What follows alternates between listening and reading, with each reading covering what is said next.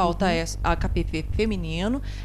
A alimentação, ela pode influenciar o tratamento ou, de repente, deixar uma pessoa mais predisposta ao HPV?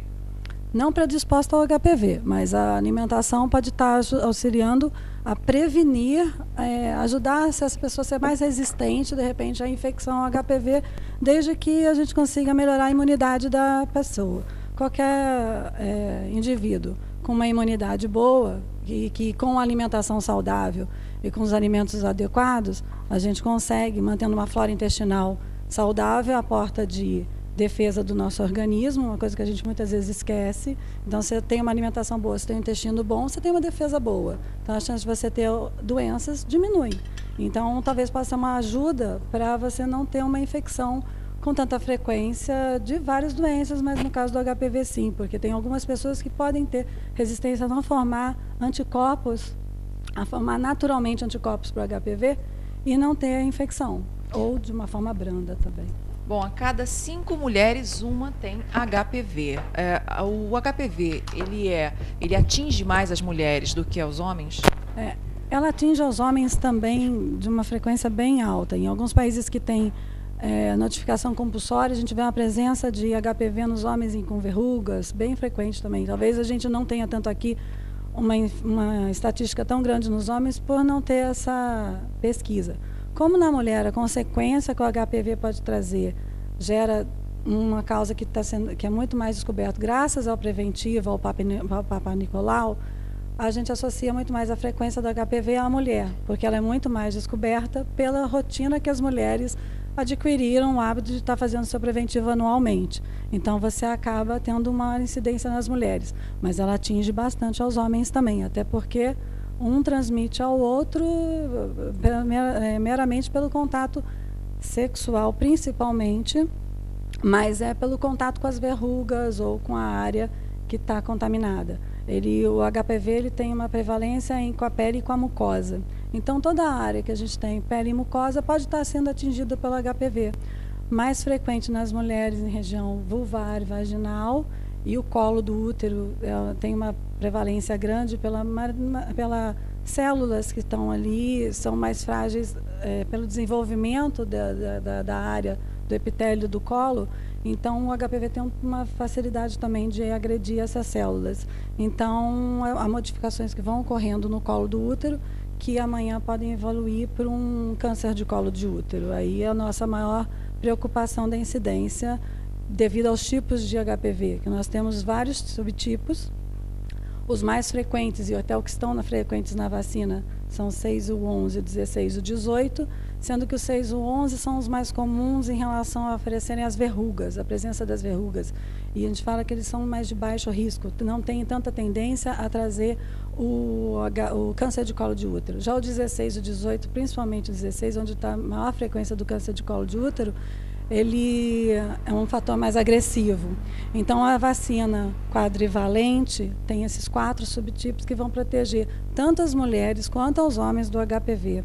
A gente tem um outro tipo de vacina bivalente, que só tem o 6 e o 16 e o 18, perdão, que mexe mais a face do câncer de colo de útero. Então, já não é tão indicada para os homens, né? Já a quadrivalente é indicada para os dois. A gente, na campanha, que está antecipando um pouquinho, ela preconiza mais as mulheres, mas em alguns países já é feito também nos homens, para a gente tentar realmente conter a disseminação do vírus. E para a mulher, a incidência dela está sendo aplicada na faixa de 9 a 13 anos, para a gente tentar pegar as meninas antes de terem relação sexual, que é a tendência de você não ter tido o contágio antes com HPV.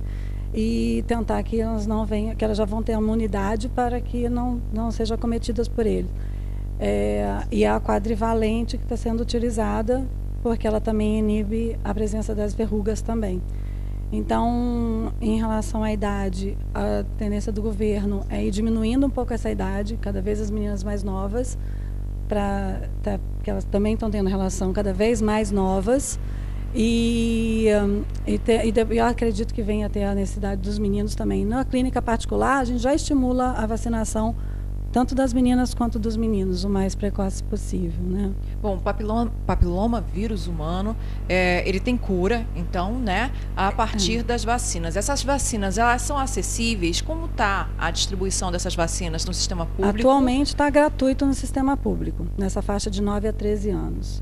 Agora, ainda no particular, também ela existe num preço mais alto. Ainda faixa é de uns salgado? 400, 500 diminuiu então, diminuiu, né? Porque estava na faixa de uns 1.900. E cada dose, são 3 doses. Então você continua sendo no total o tratamento bem caro. por aí. Mas a aplicação dela no SUS está sendo em torno da primeira dose, depois 6 meses e em 5 anos. Na particular é primeira dose em 2 meses e 6 meses. A gente às vezes tem mesclado um pouquinho de tentar associar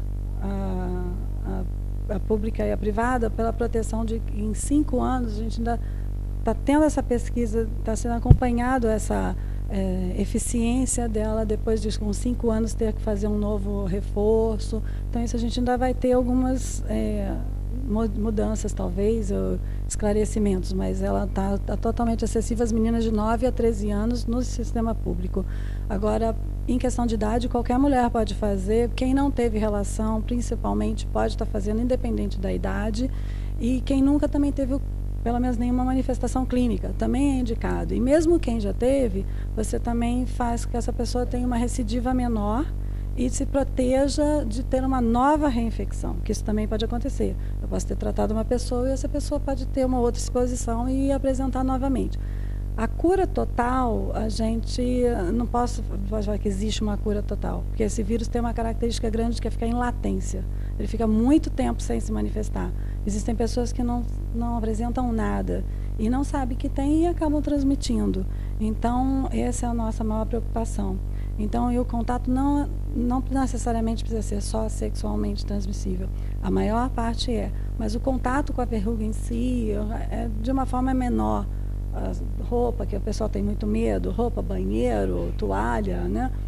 Então tem algum fundamento? É muito mais raro disso acontecer, mas é um contato muito direto também,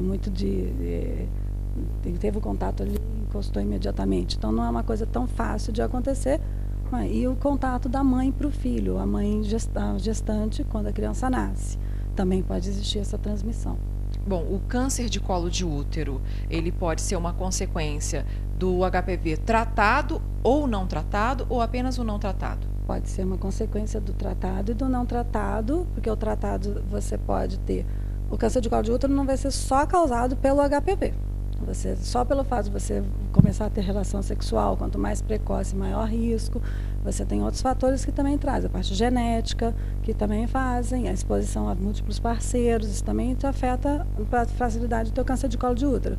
Mas a maior causa acaba sendo o HPV, um dos maiores favorecedores para o câncer de colo de útero. Então, só para finalizar e ressaltar para o pessoal que está em casa, para as mulheres que estão em casa, é fundamental adotar aí um comportamento, né, um pouco mais controlado né? E se preservar, usar realmente todo tipo de... A camisinha vai preservar em contato com a mucosa, mas você não está totalmente livre da contaminação do HPV, mesmo usando camisinha. Porque dependendo da área onde tiver as verrugas, também pode ter o contato e contaminar da mesma maneira. Mas é claro que com a camisinha a tua contaminação é infinitamente menor. E evitar também múltiplos parceiros. Essa acho que é uma coisa que a gente tem, e a gente vê hoje em dia, a frequência, e as meninas cada vez mais cedo está muito grande. Então o medo, a disseminação está muito grande. Né? Aqui em Petrópolis, no sistema público, é fácil de se encontrar a vacina? Em postos de saúde, eles estão disponíveis as meninas nessa faixa etária de 9 a 13 anos. Bom, se alguém que estiver em casa quiser saber mais informações com relação ao assunto HPV feminino, pode entrar em contato com você de alguma maneira? Pode, com certeza. Pode entrar pelo e-mail Adriana Faro Gulias, Gulias é Gulias, @gmail.com.